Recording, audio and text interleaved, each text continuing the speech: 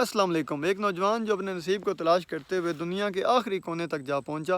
رستے میں کئی صحراؤں جنگلوں سے وہ گزرا، اسے کیا کیا ملا اور اس کے ساتھ کیا ہوا، اس کہانی میں آپ کے لیے بہت سے سبق ہیں۔ آئیے شروع کرتے ہیں۔ تو ہوا یوں کہ ایک دفعہ کا ذکر ہے کہ ایک نوجوان تھا جس کی زندگی اس کے پیدائش کے دن سے ہی دکھوں سے بھری ہوئی تھی۔ اپنے مدرسے میں اسے بیٹھنے کے لیے ہمیشہ آخری نشست ہی ملتی تھی۔ لکھتے ہوئے اس کا قلم ہمیشہ ٹوٹ جاتا تھا۔ فٹ بال کے کھیل میں کوئی بھی ٹیم اسے اپنے ساتھ کھیلنے میں شامل کرنے پر راضی نہ ہوتی تھی۔ وہ چلتے ہوئے اپنے جوتوں کے تسموں پر اپنا پاؤں آنے سے پھسل کر گر جاتا تھا۔ کوئی بھی لڑکی اس کی طرف نہ دیکھتی تھی، لیکن جب وہ خود کسی لڑکی کو دیکھتا تھا تو وہ اپنے دل کی انتہائی تیز ہوتی ہوئی دھڑکن سن سکتا تھا، حالانکہ ابھی تک اس کی داڑھی یا مونچھیں بھی صحیح طرح سے نہیں بڑھی تھیں۔ ایک دن مدرسے کی راہداریوں میں بیٹھ کر وہ اپنی دکھ بھری زندگی پر غور کرنے لگا۔ اسے یاد آیا کہ ہر کوئی اسے بد نصیب کہتا تھا۔ بالآخر اس نے اپنے اچھے نصیب کی تلاش کرنے کا فیصلہ کیا جو اس کی زندگی بدل دے اور اسے مصیبتوں سے نکال سکے۔ اس نے چاروں طرف دیکھا، میز کے نیچے بکھرے سامان میں، باورچی خانے کے برتنوں کے درمیان اور الماری میں اپنے کپڑوں کے درمیان، ہر جگہ دیکھا۔ بدقسمتی سے اسے کوئی نصیب نہیں ملا۔ نصیب کی تلاش میں وہ ادھر ادھر مارا پھرتا رہا اور لوگوں سے پوچھنا شروع کر دیا۔ آخر کار اس نے سوچا کہ مجھے نصیب کی تلاش میں سفر کرتے ہوئے دنیا کے آخری کونے تک جانا چاہیے۔ وہ غصے سے پاؤں کو زور زور سے زمین پر پٹکتے ہوئے دن رات پیدل چلتا رہا اور منزلوں پر منزلیں طے کرتا گیا، مگر اس کا نصیب اسے کہیں نہ مل سکا۔ چلتے چلتے وہ ایک بہت بڑے گھنے جنگل تک جا پہنچا۔ جنگل کے داخلی رستے پر ایک تنگ و تاریک دہانہ تھا۔ اس تنگ راہداری کو عبور کر کے ہی کوئی اس جنگل میں داخل ہو سکتا تھا۔ اسے محسوس ہوا کہ اس دہانے پر کوئی چھوٹی اور بھدی سی چیز پڑی ہوئی ہے۔ اس نے قریب جا کر غور سے دیکھا تو جیسے ہڈیوں سے لپٹی ہوئی کوئی گندی کھال تھی۔ وہ اور قریب ہوا تو اسے کھال اور ہڈیوں کا مجموعہ سانس لیتا ہوا دکھائی دیا۔ اس نے دیکھا کہ وہ کھال جگہ جگہ سے دھوپ کی حدت سے جھلسی ہوئی تھی۔ یہ ایک بھیڑیا تھا، وہ نہ زندہ تھا نہ ہی مردہ۔ نوجوان نے دیکھا بھیڑیے کی دھنسی ہوئی آنکھیں اسے نیم وا دکھائی دے رہی تھیں۔ بھیڑیے نے آہ بھری اور پوچھا، اوہ اے نوجوان، تم کون ہو اور کہاں جا رہے ہو؟ نوجوان نے جواب دیا، میں اپنی قسمت، اپنا نصیب تلاش کر رہا ہوں۔ اور تم؟ بھیڑیے نے کہا، میں بھی شاید کچھ خوش قسمت نہیں ہوں۔ سنو، اگر آپ اپنے نصیب کو ڈھونڈنے میں کامیاب ہو جائیں تو براہ کرم وہاں سے میری قسمت کے بارے میں بھی پوچھیے گا۔ نوجوان نے بھیڑیے سے وہ وعدہ کیا کہ وہ جیسے اسے اپنا نصیب ملے گا تو وہ آپ کی قسمت کے بارے میں پوچھے گا، اور اس نے اسے وہیں چھوڑ دیا۔ خود جنگل میں داخل ہو گیا۔ بدقسمت نوجوان طویل عرصے تک دن اور رات کی پرواہ کیے بغیر چلتا رہا، یہاں تک وہ جنگل کے ایک ایسے حصے میں جا پہنچا جہاں ایک تنہا بلند و بالا مگر کمزور سے درخت کے سوا کچھ بھی نہیں تھا۔ اس درخت پر صرف 2 پتے باقی رہ گئے تھے، باقی کے تمام پتے جھڑ چکے تھے۔ وہ بدقسمت نوجوان اپنی قسمت کی تلاش میں مگن سیٹیاں بجاتا ہوا جا رہا تھا کہ اس درخت سے ایک اور پتا گر گیا۔ اس گرتے ہوئے پتے کی آواز سے ہی درخت نے کہا کہ ارے ہیلو، اے نوجوان، کہاں جا رہے ہو؟ اس نے کہا، میں اپنی قسمت، اپنے نصیب کی تلاش میں ہوں۔ تو درخت نے پوچھا، کیا تم اپنے ساتھ میری قسمت بھی تلاش کر سکتے ہو، یا پھر وہاں سے دریافت کر سکتے ہو کہ میں اتنا کمزور کیوں ہوں، میرے جھڑتے ہوئے پتوں پر میرا کیوں اختیار نہیں ہے؟ نوجوان راضی ہو گیا، اپنی خوش قسمتی کی تلاش میں چل دیا۔ چلتے چلتے اس کا گزر گھنے جنگلوں سے نکل کر ایک حسین و جمیل وادی میں جا ہوا، جہاں تا حد نگاہ وسیع سرسبز کھیت لہرا رہے تھے۔ وہاں اس نے دور سے ایک خوبصورت جھونپڑی کو دیکھا جس کے چاروں طرف ایک چھوٹی سی دیوار تھی، جس کے ساتھ ملحقہ باغات پھولوں پھلوں کے درختوں اور پکی سبزیوں سے لدے ہوئے تھے۔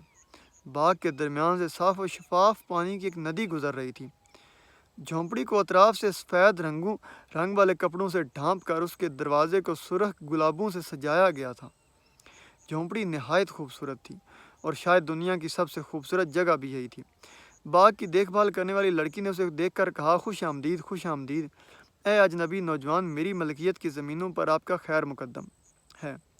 آپ جو چاہیں کھا سکتے ہیں، جب تک چاہیں یہاں رہ سکتے ہیں۔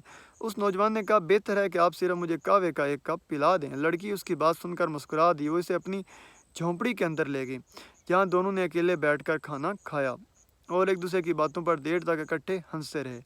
لڑکی کی مسکراہٹ طوفان کے بعد طلوع ہونے والی سورج جیسی تھی۔ باتوں کے دوران ہی لڑکی نے اداسی سے آہ بھری اور کہا، नौजवान ने पूछा क्या बात है। उसने कहा मुझे खुशी है कि आप मेरे साथ हैं, लेकिन आप मुझे अकेला छोड़ के चले जाएंगे, इस बात का मलाल है जो मुझे उदास कर गया है। शायद ऐसा मेरी किस्मत की वजह से है। नौजवान ने उस लड़की से कहा मैं अपनी किस्मत की तलाश में जा रहा हूँ, अगर आप कुछ चाहती हैं तो मैं वहाँ आपकी किस्मत भी तलाश करूँगा, बल्कि मैं ऐसा ज़रूर करूँगा। वो नौजवान तवील दिन लंबी रातें जंगलों, दरियाओं, मैदानों और वादियों से होता हुआ चलता रहा, यहाँ तक कि वो दुनिया के आखिरी किनारे पर पहुँचा। उसने दरिया के किनारे पर खड़ा होकर एक खला में देखा और पुकारा, क्या यहाँ कोई है जो मुझे बताए कि मैं अपनी गुमशुदा किस्मत तलाश करने के लिए क्या करूँ। अचानक उसने एक ऊंची आवाज़ सुनी जो उसे पुकार रही थी, तुम्हें हर हाल में अपना सफ़र जारी रखना है, सफ़र मुकम्मल करना है, तुम अपनी तलाश जारी रखो, आंखें खोल लो, अपने दिमाग में सोई हुई अकल को जगा कर उसे इस्तेमाल में लाओ, तुम्हारी किस्मत खुद ब खुद तुम्हारे पास आएगी। नौजवान ने कहा शुक्रिया और चला गया। आवाज़ ने कहा सुनो सुनो, क्या तुम कुछ भूल नहीं गए। अचानक नौजवान को याद आया कि उसे भेड़िए, दरख्त, लड़की के बारे में भी पूछना था। फिर उसने बारी बारी सब के जवाबात लिए, वापस मुड़ा, अपने पाँव खुशी से ज़मीन पर मारता हुआ सूर्य की जानब रुख किया और चलता रहा। उस वक्त तक चलता रहा जब तक हसीन वादी के अंदर सफ़ेद झोंपड़ी तक ना जा पहुंचा। खूबसूरत लड़की ने जब उसे देखा तो खुशी से चिल्लाते हुए पूछा कि क्या तुमने किस्मत पा ली और क्या मेरे नसीब का भी पता किया।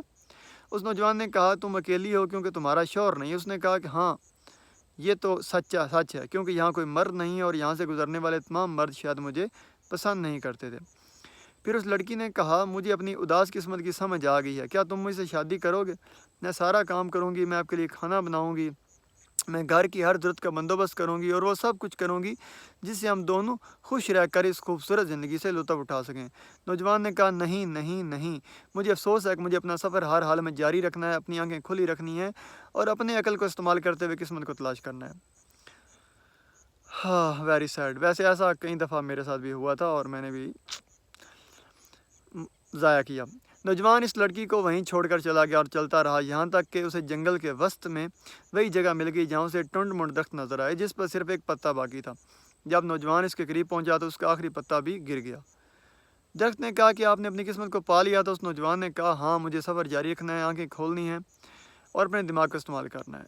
और दरख्त ने पूछा मेरा क्या होगा। दरख्त ने जब ये पूछा तो नौजवान ने कहा तवील अरसे से तुम्हारे नीचे ज़मीन में ख़जाना दफन है, इसलिए तुम्हारी जड़ों के परवान चढ़ने और बढ़ने के लिए कोई जगह नहीं है। तुम्हें कोई ऐसा शख्स तलाश करना होगा जो खोद कर ख़जाने को अपने पास ले जाए। दरख्त ने कहा वहाँ देखो, मेरे करीब कुल्हाड़ी और दूसरे औजार पड़े हुए हैं, तुम उनको इस्तेमाल करते हुए अपने लिए ख़जाना खोद सकते हो, मुझे इससे कुछ नहीं चाहिए। नौजवान ने इस दरख्त से कहा मेरे पास इतना वक्त नहीं है, मुझे अपना सफ़र हर हालत में मुकम्मल करना है। और वो वहाँ से चला गया। तवील मुद्दत तक चलता रहा, यहाँ तक कि उस धाने पर पहुँच गया जहाँ एक लागर भेड़िया रहता था। इसकी नज़र कमज़ोर होते भेड़िए पर पड़ी जो मज़ीद कमज़ोर हो गया था और मौत के धाने पर था। शदीद कमज़ोरी के बायस भेड़िया आंखें ना खोल सका। बड़ी मुश्किल से उसने एक आंख आधी वाह की और नौजवान को देखा और उससे पूछा क्या आपने अपनी किस्मत के बारे में किसी से पूछा। नौजवान ने जवाब दिया हाँ, मुझे अपना सफ़र जारी रखना है, अपनी आंखें खोलनी है और अपने दिमाग को इस्तेमाल करना है। भेड़ी ने कहा कि तुम मेरे मतलब क्या पता चला। नौजवान ने कहा कि तुमने शिकार छोड़ दिया जिसकी वजह से तवील अरसे से तुम भूखे और प्यासे रहे हो। इसी भूख के हाथों अनकरीब तुम हलाक हो जाओगे। इसलिए अगर ज़िंदा रहना चाहते हो तो तुम्हें पहले अहमक को ज़रूर खाना चाहिए जो तुम्हारे रास्ते से 2 बार गुजरता है। और फिर भेड़िए ने बिल्कुल ऐसा ही किया। तो नाज़रीन, तौकीर भुमला साहब ने ये तर्जमा किया है। और आपको इस कहानी से क्या सबक मिला है ये आप ज़रूर बताइएगा। आंखें खुली रखने का और सफ़र जारी रखने का क्या मतलब होता है। इस किस्से का माखज़ है, किताब है सरदुल हिकायात वल क़सस और तौकीर भुमला साहब ने इसका तर्जमा किया। तो आज मुझे इजाज़त दीजिएगा, फिर मिलते हैं एक नई कहानी के साथ। अल्लाह हाफ़िज़।